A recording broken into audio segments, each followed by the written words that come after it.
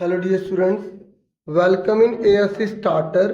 Dear student, जैसे कि आप जानते हैं कि अब आपका ना मिड टर्म का क्लास 9 का पेपर है हिंदी का। तो इस वीडियो में मैं आपको ना हिंदी का ये जो पेपर है समझाने जा रहा हूँ। ये आपकी काफ़ी हेल्प करेगा।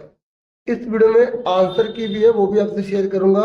और सेम पेपर का पैटर्न जो है ना, अभी जो पेपर देने जाएंगे उसमें वैसे ही रहने वाला।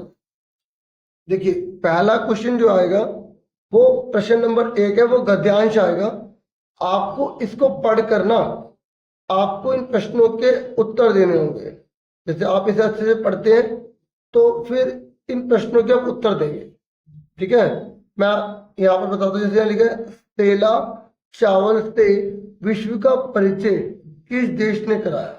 तो आपको इन प्रश्न को इसके अंदर ढूंढना है। मैं ना आपको देखो पता ही है कि पैसे तो कोई भी आएगी, आप आराम से कर लोगे, है ना। तो मैं आपको इस वीडियो में ग्रामर अच्छे से समझाऊंगा, पेपर पूरा दिखा देता हूँ ताकि आपको हेल्प मिल जाए, आइडिया हो सके कि आपको करना क्या है। ठीक है, इससे आपको टाइम बच जाएगा और आप अच्छे से कर भी पाओ। देखो, ये आंसर की है। जैसे मैंने अभी पैसेज पढ़ी थी ना कि किसने परिचय कराया, भारत ने। तो आप पैसेज पढ़कर आराम से सब प्रश्नों के उत्तर दे देंगे। फिर भी ना मैं आपको पैसेज और फिर उसके आंसर ये दिखाता हूँ, क्योंकि जो बच्चा अगर खुद रीडिंग करके अपने आंसर देने की कोशिश करता है तो क्योंकि आपके पास बहुत टाइम है, आप ऐसा कर सकते हो और आपकी प्रैक्टिस बहुत अच्छे से हो जाएगी। तो जो पहली पैसेज है उसके 5 क्वेश्चन के आंसर ये वाले दे रखे। ठीक है, अब मैं आपको पैसेज दोबारा दिखाता हूँ। देखिए, ये पैसेज है। ठीक है ना, जैसे आप शुरू में पढ़ोगे हो सकता है आपको आंसर ना मिले, ठीक है ना, आपको 2-3 लाइन बाद मिले। सुन रहे ना मेरे बच्चे, जैसे सेला चावल बनाने की तकनीक बाकी देशों में हमारे देश से ही गई। अब हमारे देश कौन, भारत, इसलिए आंसर पे हमने भारत पे टिक किया। तो बहुत इजी है हिंदी, आप ध्यान से अगर करेंगे तो बहुत अच्छा स्कोर कर लेंगे, पूरे पूरे नंबर भी आपके आ सकते हैं। ये पैसेज हो गई, ये उसका दूसरा पार्ट जो पैसेज चल रही है। फिर इन प्रश्नों के उत्तर आंसर मैंने आपको भी दिखाई दिए थे, पहले का क्या है, दूसरे का क्या है, तीसरे का क्या है। ठीक है ना, उसके बाद यहाँ पर चौथा जो प्रश्न है, तो आपको देखना कि कौन सा कथन सही है कौन सा गलत है। ठीक है, उसके हिसाब से ऐसा कोई भी क्वेश्चन है ना, सबसे पहले चेक किया करो कि जो कथन ए और आर है दोनों ट्रू है। फिर देखा करो कि नीचे वाली बात ऊपर वाले के लिए लिखी है, आप आराम से कर पाएंगे। ठीक है, तो ये मैंने 5 के आपको क्वेश्चन दिखा दिए और आंसर एक बार दोबारा देख लो। ठीक है, ये आंसर है।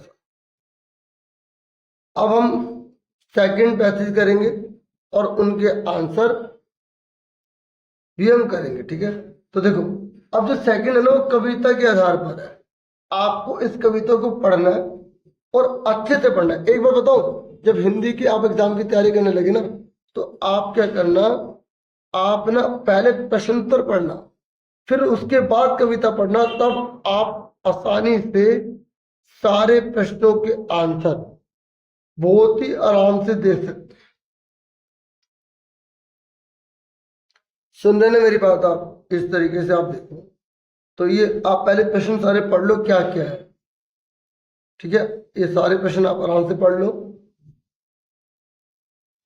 प्रश्न पढ़ने के बाद फिर आप कविता पढ़ना। ठीक है, तो एक बार मैं आपको कविता दोबारा से दिखा देता हूँ।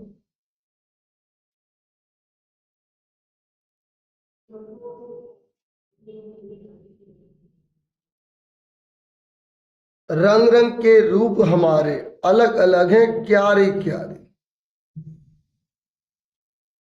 ठीक है, अब आप इसको पढ़ के जो है आंसर दो। ठीक है, ये अब मैं आपको आंसर दिखा देता हूँ ताकि आप देखो कि आपके कितने सही है। जिन बच्चों को अगर जैसे पैसे देख ली ना एक बार, वो आगे करना चाहिए, वीडियो आगे भी कर सकते हैं। ये देखिए, ये पैसेज है ना, ये इनके आंसर। ठीक है, अब उसके बाद हम करेंगे ग्रामर। देखिए, आपके कोर्स में सबसे पहले उपसर्ग और प्रत्यय आ रहे हैं। आपको 5 में से कोई 4 करने हैं, यानी कि भरपूर में उपसर्ग बताइए। ठीक है, उपसर्ग का मतलब होता है जो मूल शब्द है ना उसको हटाने के बाद, सुन रहे, मूल शब्द को हटाने के बाद कोई अगर कुछ बच रहा है तो उससे उपसर्ग बोलेंगे। जैसे हमने भरपूर, हमने पूर को हटाया तो जो मूल शब्द को हटा दिया तो जो बच रहा है वो क्या कहलाएगा, उपसर्ग कहलाएगा। अगर मैं रपूर को हटाऊं तो वहां बच रहा है, लेकिन रपूर का कोई मतलब थोड़ी होता है। मूल शब्द उसे कहते हैं जिसका कोई मतलब होता है, ठीक है। तो इसका आंसर क्या है, भर। अभी आंसर भी दिखा दूंगा, पहले आप खुद ट्राई करो। सुंदरता में प्रत्यय, तो देखो सुंदर जमता, देखो हमने सुंदर हटा दिया तो जो बचा वो प्रत्यय, तो प्रत्यय पीछे लगता है, उपसर्ग आगे लगता है। यहाँ लिखा मूल शब्द और उपसर्ग अलग अलग करो, तो पराजय है।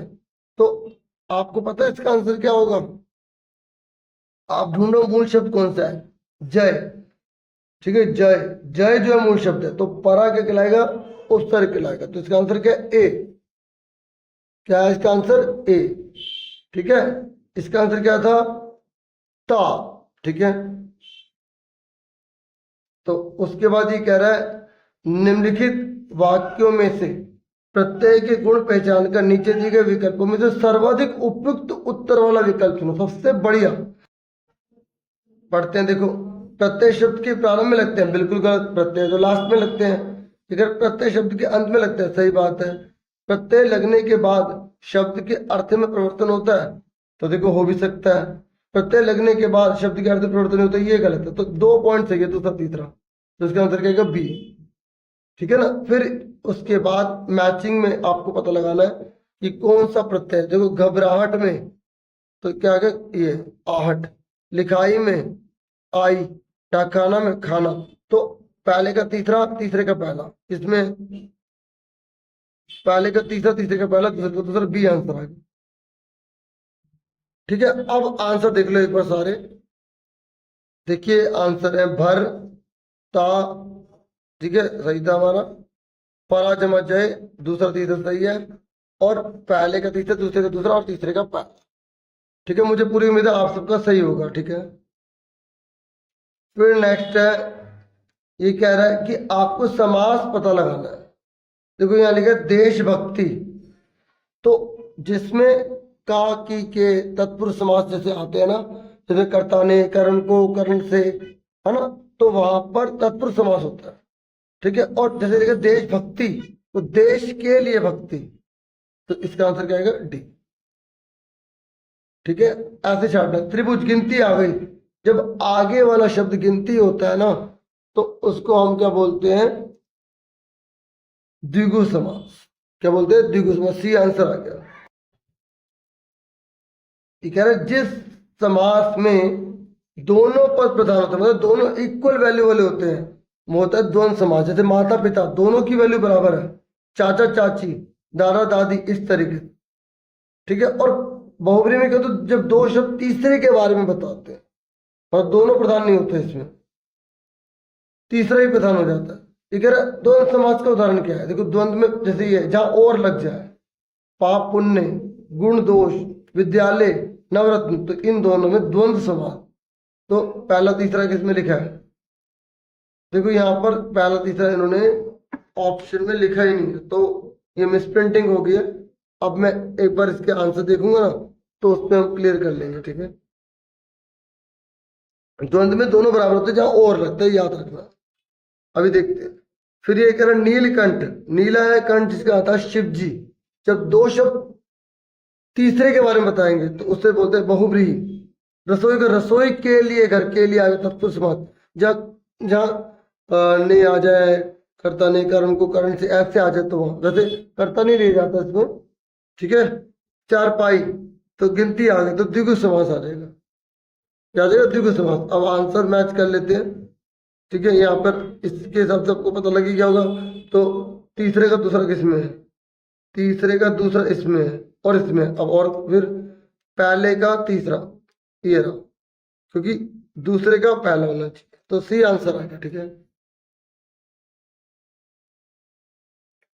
अब नया टॉपिक है, तो इसलिए हम देख लेते हैं कि हमने सही, मतलब सही करा है, वो तो पता ही है, लेकिन देख लो आंसर फिर भी, ठीक है। यहाँ पर हो गया हमारा, ठीक है। भर, ता, पराजय, अच्छी तुमने कर लिया था। फिर समास था देश के लिए भक्ति, द्विगु समास, द्वंद्व समास, यहाँ गलत छप गया, ठीक है। ये गलत छप गया क्योंकि ये ध्वंस समास के एग्जाम्पल नहीं है और ये हमने सही करा। ठीक है, अब मैं आपको उसमें करेक्शन दिखा देता हूँ। तो यहाँ पर इन्होंने दूसरा तीसरा लिख दिया, जबकि इसमें तत्पुरुष समास विद्यालय, विद्या का आलय, जहाँ पे का की के, ठीक है, के लिए वगैरह लग जाते हैं तो वो तत्पुरुष समास होता है। तो ये मिसप्रिंटिंग आ गई। अगर मिसप्रिंटिंग आती है और आप कोई भी टिक करके आते हो तो आपको एग्जाम में पूरे नंबर मिलते हैं। ठीक है, फिर आ जाओ आप नेक्स्ट टॉपिक पे। ठीक है, अर्थ के दृष्टि से वाक्य के भेद आपको बताने हैं। देखो, मैंने पतंग नहीं उड़ाई, नहीं आ गया ना, जब नहीं आ रहा तो प्रश्नवाचक होता है। फिर वाह, हैरानी वाली बात आ गई तो विस्मयावाचक होता है। फिर आज मेट्रो धीरे चल रही है तो प्रश्नवाचक बनाओ, तो क्वेश्चन वाला कौन सा है इसमें, ये रहा, क्या आज मेट्रो धीरे चल रही है। प्रश्नवाचक में क्वेश्चन मार्क लगाना, या तो बदलने के लिए आएगा। अब एक बात और बता दूं, देखिए जो 10th क्लास के जो स्टूडेंट है ना, जो 10th क्लास के स्टूडेंट्स हैं, उनमें जो ग्रामर आएगी ना वो एमसीक्यू टाइप नहीं आई। आपको सीधा क्वेश्चन दिया, उसका आंसर लिखना है, तो आपको पूरी अच्छी तरीके से तैयारी रखनी है। अगर कोई बच्चा सोचे कि भाई ऑप्शन में से देख लूंगा पता लग जाएगा, नहीं, अब ऐसा नहीं चलेगा। आपको ऐसा हो सकता है कि एमसीक्यू इस बार दे ही ना, इसमें ग्रामर में, वो पेपर आने पर ही पता लगेगा। 10वीं क्लास में नहीं आई थी इसलिए बता रहा हूँ।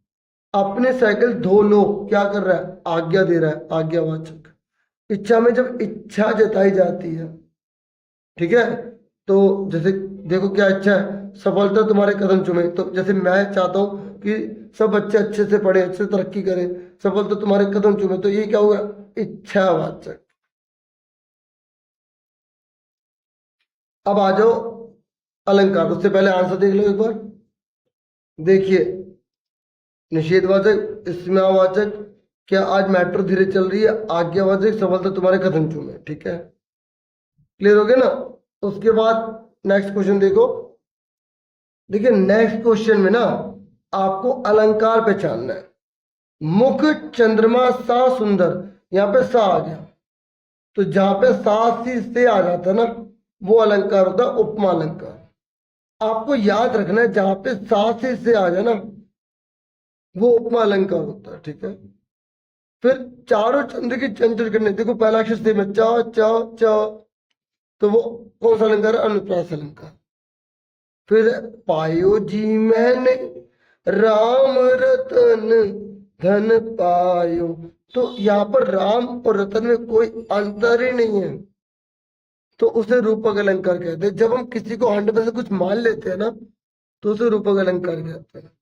फिर कह रहा उपमा अलंकार कौन सा है, तो मैंने आपको निशानी बता दी उपमा की। ये जो अलंकार दे रहे, यही कोर्स में आपके जो क्वेश्चन में पूछ रहे हैं ना, इन्हीं को करना।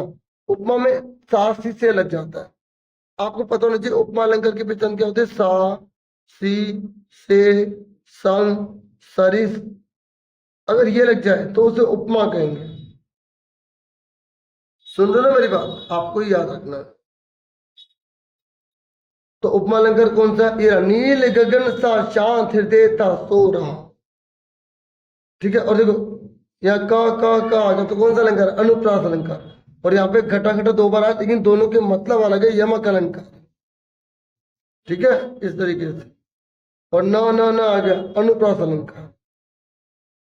पर जो पूछा हमें क्वेश्चन कैसे, तो वही बताना था।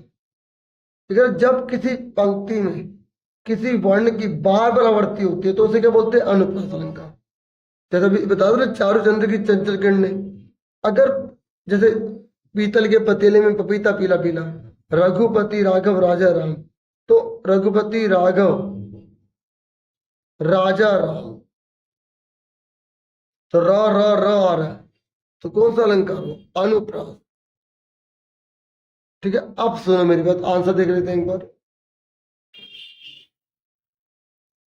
मैच कर सकते हैं आंसर। ठीक है, अब आगे देखो। देखिए अब ना ये जो आप देख रहे क्वेश्चन नंबर 7 आपकी बुक में से पैसेज आएगी, आपको पढ़ के फिर इन आंसर को ना करना होगा। मैं आपको क्वेश्चन पेपर और उसके आंसर दिखा रहा हूं ताकि आप प्रैक्टिस खुद कर लें।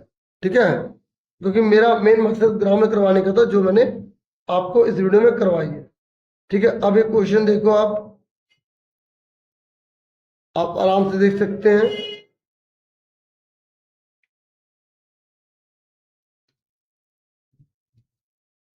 ठीक है, देखो ये प्रश्न नंबर 7 हो गया ना। तो पैसेज देख लो, ये पैसेज है।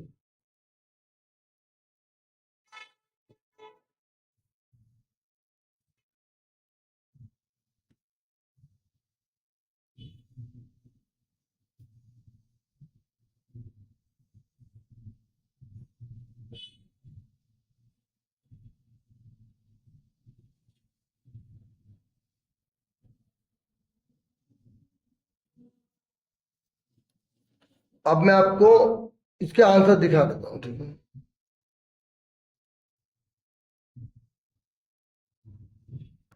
देखिए ये आपको सारे आंसर दे रखे हैं। ठीक है, उसके बाद प्रश्न नंबर 8 देख लो आप।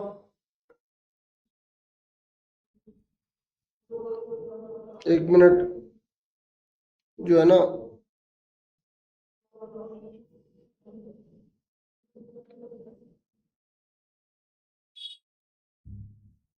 अब 8वां देखो। ठीक है, 8वां क्वेश्चन में आपकी बुक से ही है। दो बैलों की कथा पढ़कर प्रतीकात्मक संदेश क्या है, क्या बताना चाहती थी कहानी? पन्नी में से कौन सी तिब्बती समाज की विशेषता है? अंग्रेजों से स्वतंत्रता का प्रयास, और यहाँ जात पात और छुआछूत नहीं है। फिर ना 9 क्वेश्चन है। ठीक है, 9 क्वेश्चन, इसको पढ़ के आपको फिर इसके आंसर देने हैं। या लकुटी अरु कामरिया, मतलब यहाँ पर जो है ना, कवि कह रहा है कि हे प्रभु, मुझे आपकी कामरिया मिल जाए। ठीक है, तो मैं उसके लिए सारा राजपाट त्याग कर दूंगा। मुझे 8 सिद्धि 9 निधि नहीं चाहिए, मुझे तो आपकी जो नंद की जो गाय है वो चराने को मिल जाए। रसखान जी कवि कह रहे हैं, ठीक है, कि मुझे बाग में मतलब निहारने को मिल जाए। तो मैं, मतलब वो ना प्रभु से बहुत प्रेम करते हैं, तो हर चीज त्यागने के लिए तैयार है। तो जो जो चीजें यहाँ पे मेंशन की गई उन्हीं की बात की जा रही है। आपने पढ़ा होगा, उसको पढ़ के फिर आप इनके आंसर देना। मैं अभी से दिखा रहा हूँ। ठीक है,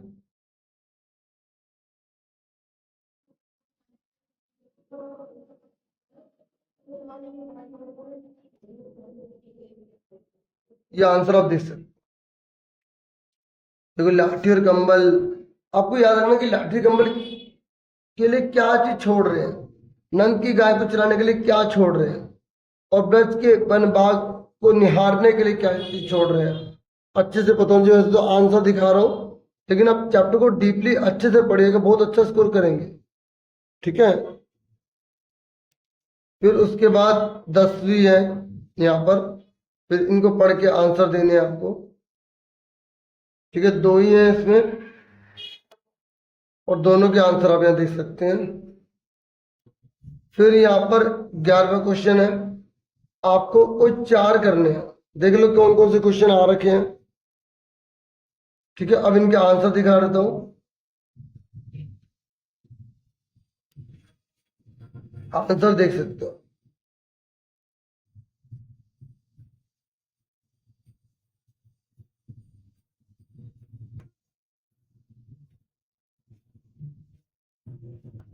फिर 12वां क्वेश्चन है, इनको करने के बाद आपको आगे का फिर दिखाता हूँ। पहले आप ये देख लो क्वेश्चन सारे,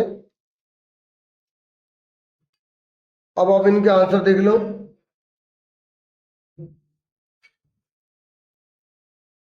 ठीक है, ये सारे आंसर।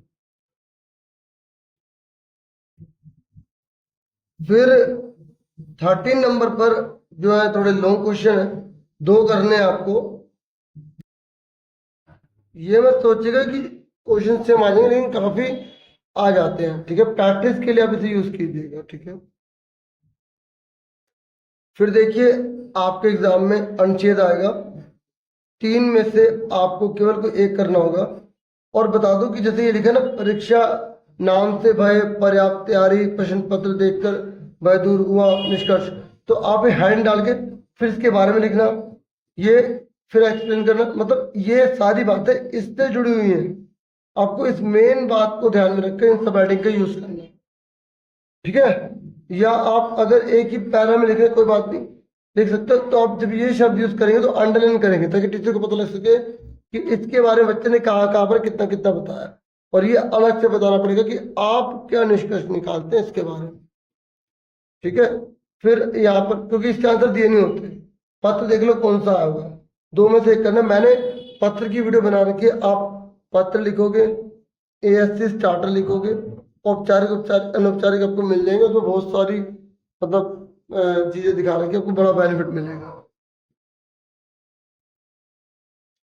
फिर आपके एग्जाम में लघु कथा आएगी। लघु कथा मतलब पता है क्या होता है, आपको छोटी सी कहानी बतानी है इसी से जुड़ी हुई, जैसे विद्यालय से घर आना, मित्र का दुर्घटनाग्रस्त हो जाना, अस्पताल पहुंचाना, अपराधी को पकड़ने में पुलिस की सहायता करना। तो अब आपको हिंट मिल गई, इसको पढ़ के आप अपने आप से कहानी बना दो। एक बार की बात है कि मैं विद्यालय से घर आ रहा था, ठीक है, और रास्ते में मुझे मेरा मित्र मिला, मैं उससे लगातार बातें करता चला जा रहा था, तभी मैंने देखा कि एक व्यक्ति जो है गलत दिशा में अपनी गाड़ी को लेकर आ रहा था, और उसने कुछ ही समय में मेरे दोस्त से जो है ना टक्कर, या मेरे दोस्त को टक्कर मार दी, और मेरा दोस्त बहुत बुरी तरह जख्मी हो गया। और आसपास के जो लोग थे वो मेरे दोस्त की मदद करने के लिए आए, और मैंने भी अपने दोस्त की मदद करी। और लेकिन वो जो जिसने गाड़ी मेरे दोस्त को मतलब चोट पहुंचा दी गाड़ी से, तो वो भागने की कोशिश कर रहा था। तभी लोगों ने और मैंने उसे फटाफट पकड़ लिया और पुलिस के हवाले कर दिया, पुलिस की मदद करी। बस इस तरीके से आपको 100 शब्दों में कहानी बना के लिख देनी, ठीक है। तो देखो, अगर आप 2 में से 1 करनी है, और 17 नंबर पर 2 मित्रों के बीच आगामी परीक्षा को लेकर 80 शब्दों में संवाद लिखना। संवाद पता किसे कहते हैं, 2 जनों के बीच की बातचीत। जैसे राम, मोहन तुम कैसे हो,